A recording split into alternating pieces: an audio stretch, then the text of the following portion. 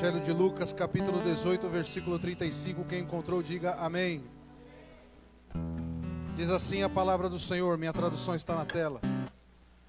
Quando Jesus se aproximava de Jericó, havia um mendigo sentado. Ao ouvir o barulho da multidão que passava, perguntou o que estava acontecendo. Disseram-lhe que Jesus de Nazaré estava passando por ali. Então começou a gritar: Jesus, filho de Davi, tenha misericórdia de mim. Os que estavam mais à frente o repreendiam e ordenavam que ele se calasse. Mas ele gritava ainda mais alto: Filho de Davi, tenha misericórdia de mim. Então Jesus parou e ordenou que lhe trouxessem o homem.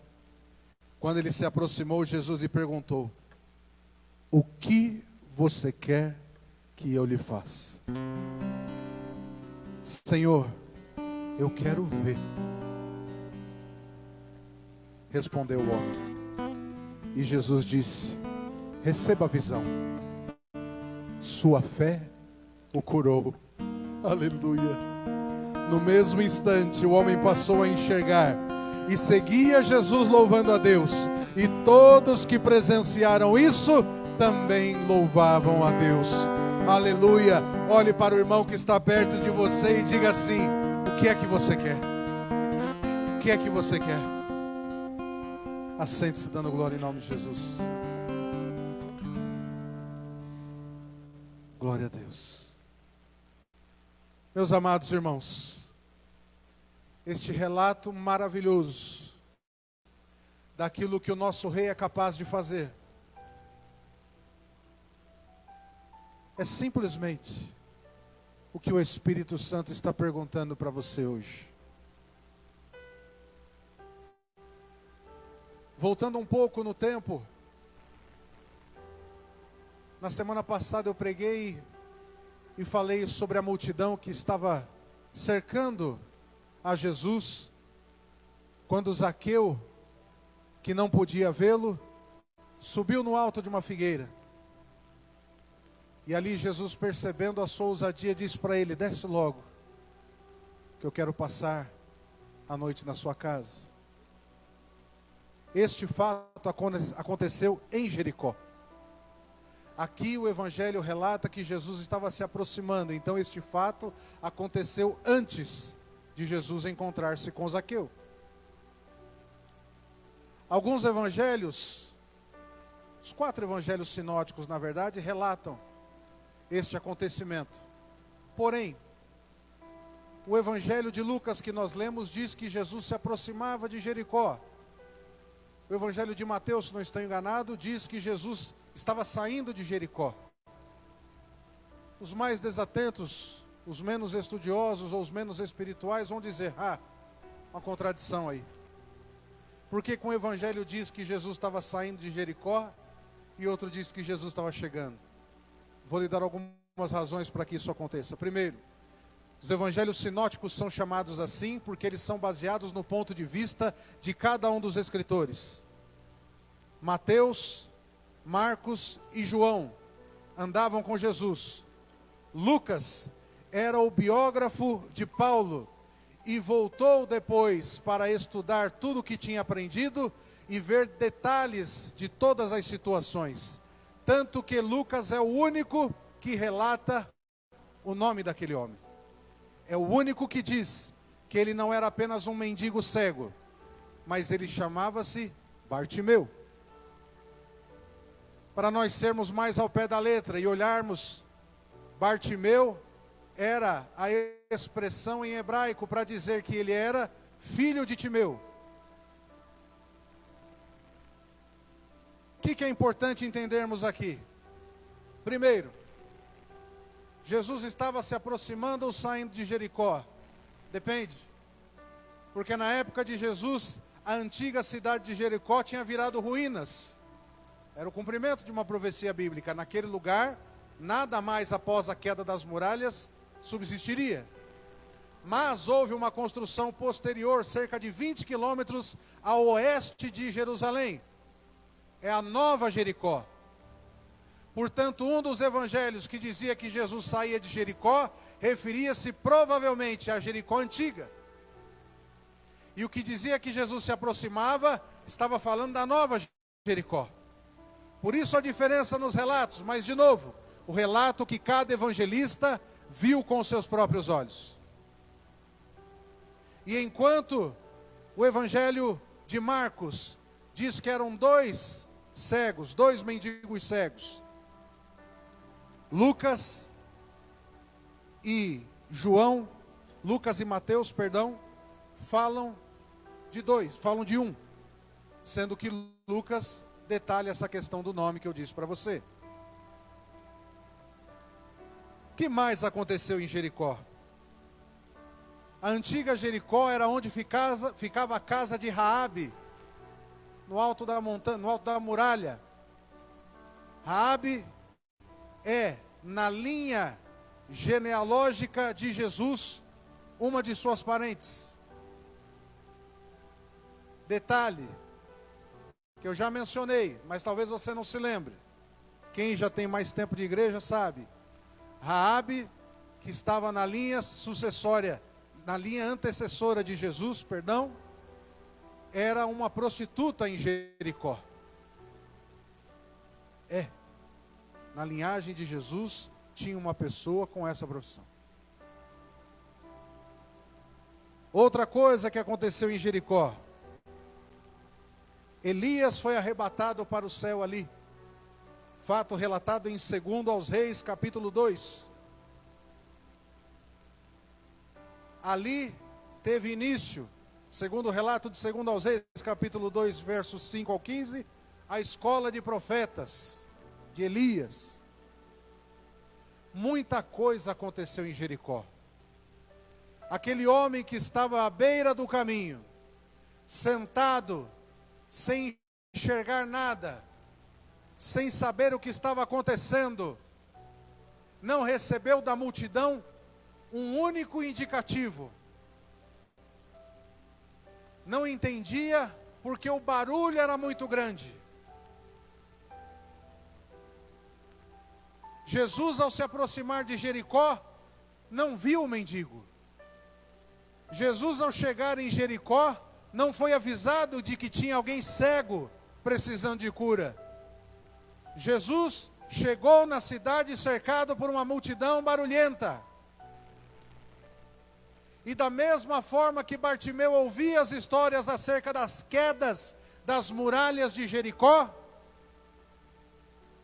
ele ouviu também aquele burburinho. E ao invés de ficar parado, quietinho, conformado com a sua situação, já resignado com o fato de ser um descartado da sociedade, com o fato de ser jogado na lama, de não ter nenhuma chance, ele usou a ousadia, aguçada pelos seus instintos auditivos, já que ele não enxergava, virou-se para a multidão e disse: me digam o que está acontecendo. Eu preciso saber que barulho é esse, por que está todo mundo andando de um lado para o outro? Não espere compaixão de pessoas feridas como você. Elas vão querer ir atrás da bênção, sem avisar, sem dizer. Você tem que provocar o caminho até o milagre. Você tem que sair do lugar, parar de sentir pena de si, ser um inconformado com a sua situação.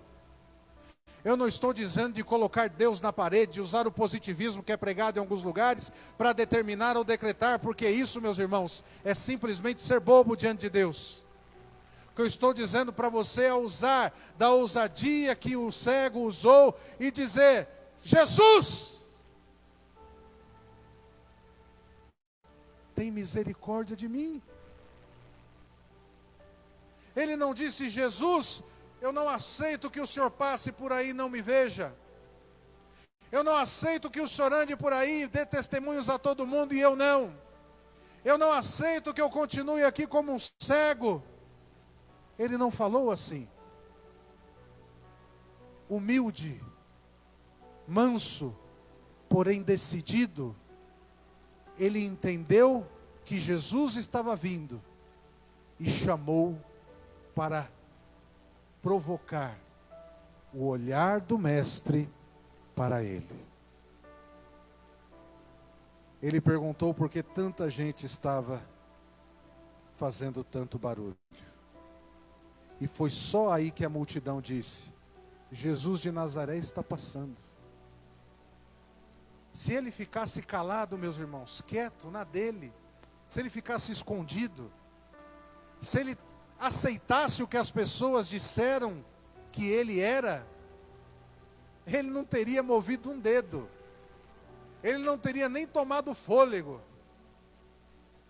ele teria guardado para si a sua lamúria, a sua resignação, e talvez descontado nas pessoas com quem ele convivia, jogando as suas frustrações no filho, na esposa. Não se sabe nada a respeito da vida dele.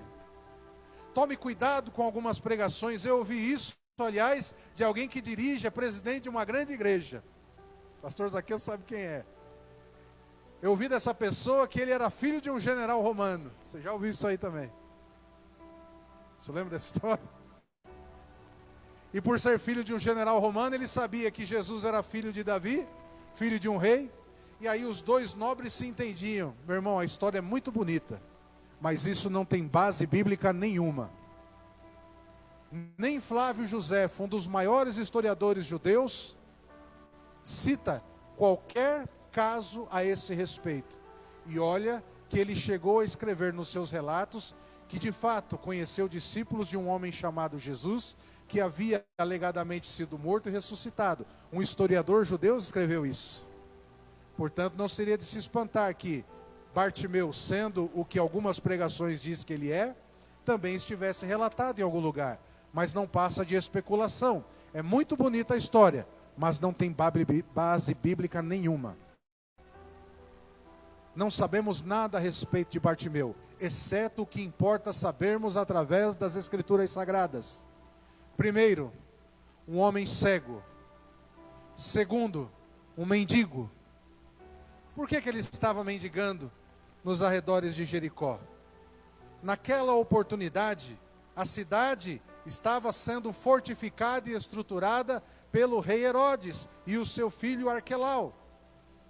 Além disso, Jericó também funcionava como um centro administrativo romano. Era um lugar luxuoso para cobradores de impostos que trabalhavam para o império. Então, um lugar próspero, cheio de gente, é claro que vai atrair pedintes. Jericó foi um lugar de vários acontecimentos. Jericó era uma das cidades fundadas pelos povos cananeus. Uma cidade perdida, uma das cidades perdidas em imoralidade sexual, em perversidade, em criminalidade. E uma cidade que espiritualmente ainda levantava, como foi dito aqui ontem, muralhas na vida de muita gente. Enquanto aquele homem clamava, gritava, pedia, alguns que estavam acompanhando Jesus, talvez alguns discípulos, talvez a multidão que sabia quem ele era e não queria que ele se achegasse, mandavam ele calar a boca. Fica quieto aí, rapaz. Para de gritar, Jesus está ocupado. Fica no seu lugarzinho aí mesmo. Você já não pegou as moedinhas hoje? Já não caíram as migalhas na sua mão? Fica tranquilo. Fica aí, tá bom isso aí. Isso são muralhas que as pessoas levantam contra você. O que fazer nesse caso? Meus irmãos, se você não se levantar e não começar a clamar o sangue de Jesus sobre cada aspecto da sua vida.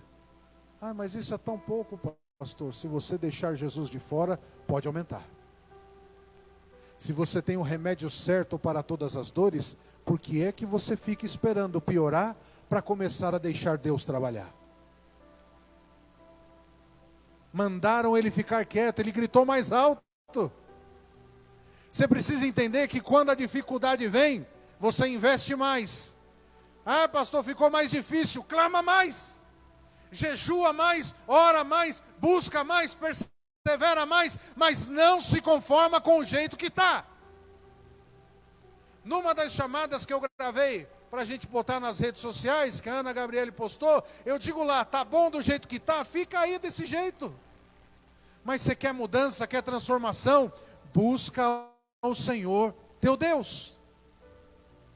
Porque não há, meus irmãos, lugar de vida plena fora dele.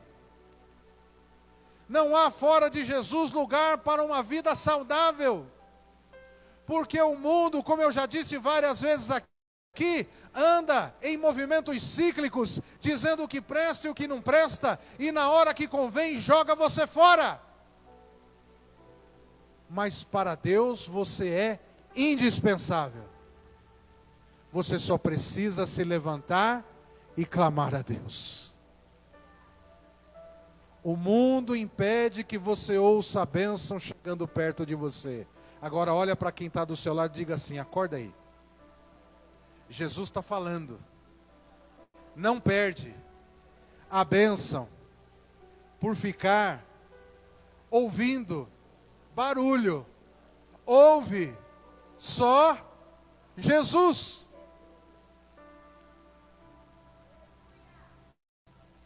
Você precisa ser curioso. Há um ditado no mundo que diz que a curiosidade matou o gato. Quem já ouviu isso aí? Só que, olha que engraçado. Moisés viu uma sarça queimando no alto da montanha e falou, que desgraça é essa? Deixa eu ir lá para ver isso daí de perto. Você precisa ter vontade de enxergar os mistérios, irmãos. Não é curiosidade para o que é mal. Tem gente que ouve uma conversinha e fala, deixa eu fuçar isso aqui para ver o que é. Não, não é isso não. Deixa a conversinha lá. Você precisa ser despertado na sua curiosidade pelos mistérios que Deus tem para revelar. Pelas coisas que Deus vai movendo e fazendo. E dizer, nossa Jesus, começou a acontecer isso quando eu comecei a orar. Começou a acontecer isso quando eu tomei uma ação. Será que se eu continuar fazendo vai dar certo? Experimenta. Deus disse, faça a prova de mim. A gente acha que esse versículo está só lá em Malaquias para falar de dízimo e oferta. Não, eu já preguei para você. Este texto era para os sacerdotes lá do Velho Testamento.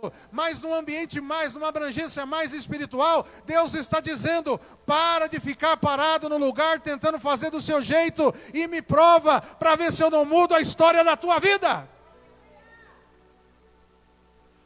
Ontem aqui eu tive o privilégio de receber alguns homens de Deus. E no final conversei com alguns deles. E ouvi algumas palavras muito carinhosas. O pastor Evandro disse, eu conheço o senhor de algum lugar. Eu falei, pode ser, eu já rodei um tempo por aí. Aí a pastora mostrou para ele, depois ele revelou que o pastor presidente dele já foi de Madureira. Eu falei, então é por isso que você me conhece. Eu já estive em muitas cidades aqui cantando nas fraternais. E aí eles viram toda a igreja e saíram maravilhados, porque eles não acreditam que em tão pouco tempo Deus fez o que fez aqui. Deus está fazendo. Quem crê que Deus está fazendo? Deixa eu dizer para você como que nós saímos da garagem da minha casa. Estávamos num culto. Uzi, Mauro, pastora, o Neto, a Ana, Rubinho, pastor Adriano, a Laura e a pequenininha deles, a Duda. Na garagem da minha casa, de repente o toró desaba. Tchá. O pastor Adriano pregou, foi encharcando a camisa, e eu olhando para a camisa dele, molhando, e Deus começou a falar comigo. É hora. Eu falei, é hora do que, Deus? É hora. Eu falei, que hora, Jesus? Hora de terminar? É para eu chamar o Adriano para ele parar de pregar? Jesus, é hora. Quando o culto terminou, eu fui ministrar a bênção. Eu não lembro se o Adriano pregava ou tinha uma oportunidade. Não me lembro agora. Ele estava pregando mesmo. Eu sei que a hora que eu tomei o microfone, eu virei para a igreja e disse, é hora de nós sairmos da garagem. Alguns olharam com olhos arregalados. Nós temos que ir para um salão. Deus vai preparar o lugar. Rubinho, me ajuda a procurar essa semana. Tá bom, pastor. Naquela semana, ele mandou uma mensagem com a foto lá do salãozinho no São Lucas. Ruse e o Mauro correram, todos procuramos. Naquela semana ou na outra, nós mudamos. Aí Deus já tinha feito o mistério das cadeiras, essas cadeiras brancas que a pastora já contou aqui para vocês. E elas deram do tamanho certinho do salão. E tudo aconteceu ali. Foi ali que o Marcelinho conheceu a igreja. Foi ali que uma pessoa que nos visitou na semana passada, muito diferente, mas ela veio porque ela falou: eu vejo as publicações de vocês nas redes sociais e eu sei o que vocês falaram para mim dentro do carro aquele dia, no estado em que eu estava. E Deus foi na vida de vocês de uma forma tremenda. E é por isso que eu vim a pé para o culto hoje. Eu falei: glória a Deus. Foi lá que o Mauro aceitou a Jesus. Foi lá que eu os apresentei ao batismo. Minha irmã se batizou naquele lugar. Põe lá no telão isso aqui. Minha irmã se batizou naquele lugar. Minha mãe aceitou Jesus naquele lugar. O presbítero José e a diaconisa Cátia chegaram ali, acho que no terceiro dia aberto aquele salão. Foi isso, presbítero? Foi o terceiro? Foi o terceiro? Segundo dia. Chegaram ali, apresentaram as credenciais, né? Estavam procurando o ministério e nunca mais saíram. Glória a Deus. Por isso ele é meu braço direito aqui hoje para cuidar dos obreiros. Então, queridos, as coisas só vão acontecer se você falar para você e não ter medo. Porque a realidade é que as pessoas sempre vão querer ficar com você se você estiver abaixo delas. Mas tem que ser muito crente para andar do lado de alguém que vai crescendo, que Deus vai levantando, e você vai se alegrando com isso. Aquilo que vai fazendo na vida minha e sua, a forma como Deus vai trabalhando, a maneira como Deus vai nos estruturando e nos capacitando, tem que ser motivo para nós olharmos uns para os outros e dizermos: Jesus, o que meu irmão alcançou, me dá o caminho e a direção para eu alcançar também. E se for uma outra coisa que o Senhor tem preparado para mim, me mostra, mas eu não quero ficar do mesmo jeito, eu preciso aumentar. Ontem Deus falou muito claramente ao meu ouvido, quando eu vi as meninas ali no fundo, a Larissa e a Megan. E aqui, meus irmãos, tenho certeza, nasceu um ministério infantil. Põe aí na tela, Ana, por favor.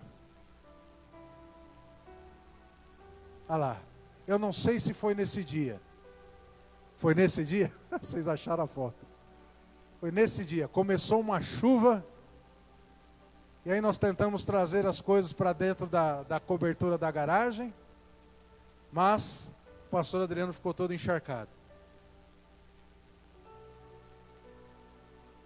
Do jeito que nasceu o começo, o crescimento do nosso ministério, ontem, aliás, hoje aqui começou o ministério infantil.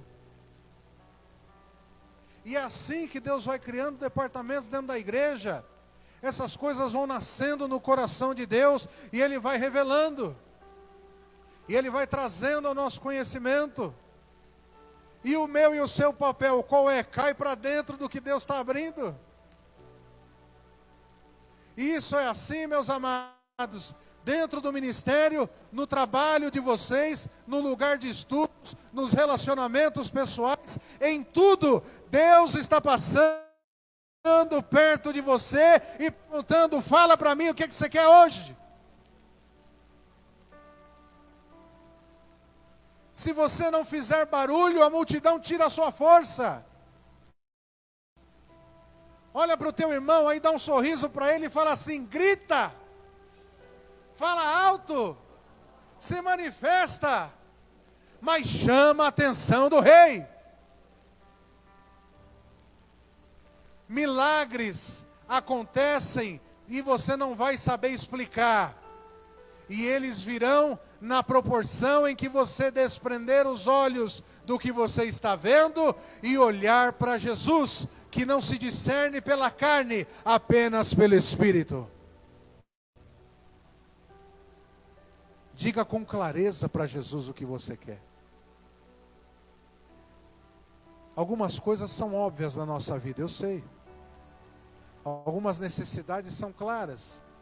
E é até estranho, sendo um homem cego, a ir falar com Jesus, Jesus perceber que ele é cego, porque aquelas pessoas, elas tinham uma capa sobre si. Elas eram marcadas para dizer que eram pessoas separadas da sociedade. Os deficientes eram assim. Então, causa a perspectiva humana pensar que Jesus olhou para aquele homem e disse para ele: o que é que você quer que eu faça? Talvez ouvindo essa pergunta hoje, você tenha dito aí no seu coração: Senhor, é tão óbvio. O que eu estou precisando, o Senhor sabe. Só que Jesus está mexendo dentro do teu coração para ir naquilo que vai além do óbvio. Não entendi, pastor, eu vou explicar. Jesus está futucando um lugar onde você tem medo de dizer que sofre, para que Ele possa curar. Se você não declarar do que de fato você sofre, Jesus não vai fazer. Você pode achar que se aquele homem não tivesse dito nada, nada teria acontecido. E eu digo a você, se ele tivesse usado de uma irritação que a gente passa quando a gente está sofrendo, se ele tivesse usado de uma arrogância para dizer: vou ter que explicar agora o que é cegueira. Jesus está perguntando para você onde ele precisa tocar para mudar a forma como você se encara. Jesus quer saber de você qual é esta dificuldade que você tem medo de dizer para o espelho. Um homem de uma mão mirrada estava na sinagoga escondido, e Jesus disse para ele: estende a mão.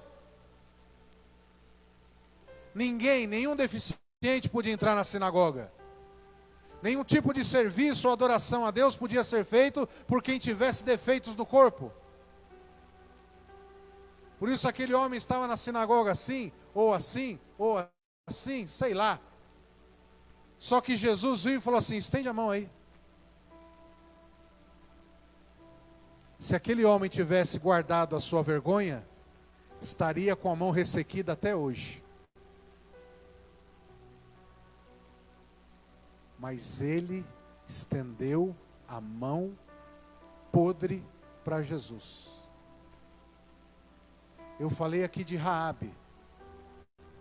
Raabe foi prostituta até Israel chegar em Jericó. Quando o povo de Deus tomou o lugar, Josué e Calebe disseram: não façam nada com essa mulher, porque ela nos deu proteção quando os guardas estavam vindo investigar. Ela nos escondeu e nos deixou aqui para vivermos. Ela vai viver no nosso meio. Uma ação em direção a Deus. Espiritualmente é isso que significa o que Raabe fez. Ela agiu em direção ao propósito de Deus. Deus está dizendo aqui para você nessa noite: quando você tomar uma atitude sobre o propósito que eu estou dizendo a você, vai e faz, tudo vai começar a mudar. O que antes estava ressequido vai florescer. O que antes estava sem visão vai chegar. Porque o que está faltando para você não é discernimento, não é força, é só atitude de saber que Jesus está no caminho. O cego pediu a coisa certa, do jeito certo, no momento certo, para a pessoa certa. apresente o seu propósito para Deus. Haja em direção ao propósito de Deus. E os anjos do Senhor que acampam ao redor daqueles que temem daqueles que o temem, são livrados com eles, dizendo: o Senhor está fazendo o que te agrada, está fazendo o que o Senhor quer, está indo em direção ao Senhor. Não fica parado, não fica prostrado, não se diminua. Não pense que Deus vai fazer alguma coisa só com quem tem anos e anos de igreja. Não pense que Deus vai fazer alguma coisa porque você dizima X ou Y, porque você oferta X ou Y, porque isso para Deus é nada. Estas coisas são atitudes de fé em relação ao cuidado com a obra dele. Agora, para a sua vida em todos os aspectos, Deus está olhando o quanto você se torna inconformado em viver a mesmice e o quanto você quer buscar dele a novidade para a sua vida. Um dia alguém me perguntou: pastor, o que o senhor acha que significa sucesso? Eu disse para essa pessoa: para mim, sucesso é fazer com excelência. Não, mas e se ninguém reconhece? Se ninguém fala: olha que bonito, olha que legal? Eu digo para a pessoa: a flor que desabrocha nesses campos aqui, lindos que a gente tem em Garça. Eu vou lá para Álvaro de Carvalho visitar a irmã Isaura e eu volto com a pastora sonhando. Tem até que tomar cuidado, que a estrada é pequenininha. Mas é lindo demais ver aquilo lá. E quando alguém me pergunta isso, se alguém elogia, se alguém não elogia, se alguém não fala, se alguém não reconhece, eu me lembro dessa ilustração. Essas flores que estão lindas naqueles campos. Quanto precisou alguém chegar lá para dizer: que linda que você é. Olha que coisa maravilhosa, que cores, que fantástico. Ela continua dando flores novas. Ela continua brotando de novo e de novo e de novo, sem que se importe com o que alguém diz ou deixa de dizer. Se eu parasse para sentir pena de mim, todas as vezes em que me disseram que eu não servia, se eu parasse para desistir, todas as vezes que eu encontrava alguém que dizia: você não é bom o suficiente, você não é alto o suficiente, você não é magro o suficiente, você não é inteligente o suficiente, você não canta bem o suficiente, você não faz as coisas bem o suficiente. Se eu tivesse parado para me preocupar com isso, meus irmãos, eu ainda estaria dentro da casa da minha mãe, dando trabalho para ela. Esses dias eu conversava com ela, ela disse: filho, eu estava ouvindo a pregação quando você falou do que eu disse para você. Eu falei: amém, mamãe. Eu falei: isso tudo é só para que a senhora saiba que o que Deus colocou na sua mão está dando certo. Ela falou assim: você vai fazer eu chorar? Eu falei: não, eu só estou dizendo o que Deus mandou. Você não pode andar pelo que as pessoas dizem ou deixam de dizer a você. Você precisa ter ciência, certeza do que Deus chamou você para ser. É isso que moveu Bartimeu daquele lugar. Ah, pastor, eu não vejo assim. Então analise comigo. Um homem sentado, com os colegas, outros pedintes, escuta um barulho. Ele se interessa em saber. Ele quer ir atrás. Ele tem curiosidade de descobrir mais daquilo. Quando ele sabe o que é, ele não volta para sentar e diz: ah, é Jesus. Ele vai saber que eu estou aqui porque eu já ouvi que ele curou um monte de gente? Não. Ele começa a gritar aí atrás, a chamar. Mandaram calar a boca, fica quieto, você não dá, você não é bom o suficiente, você é cego, rapaz, vai sentar naquele lugar, você não serve para isso. Quanto mais diziam isso, mais ele dizia: tem misericórdia de mim, Jesus. Tem misericórdia de mim, Jesus. Tem misericórdia de mim, Jesus. Jesus, eu estou aqui, eu sou cego. Me jogaram fora, ninguém lembra que eu existo, mas o Senhor está passando aqui perto hoje, e eu não vou deixar o Senhor passar sem pelo menos ouvir a minha voz. Pode até ser que o Senhor não faça nada, pode ser que o Senhor passe ao largo e não me escute, mas eu pelo menos vou tentar. O silêncio já me dá um não, então eu vou gritar, porque quem sabe no meu grito, o Senhor ouve e me chama. Quando Jesus ouviu, verso 40, então Jesus parou. O teu clamor faz o Senhor se inclinar para te ouvir. Deus não resiste a um coração quebrantado, e a um espírito contrito Ele não rejeita. Deus para ouvir você dizer: Pai, tem misericórdia de mim.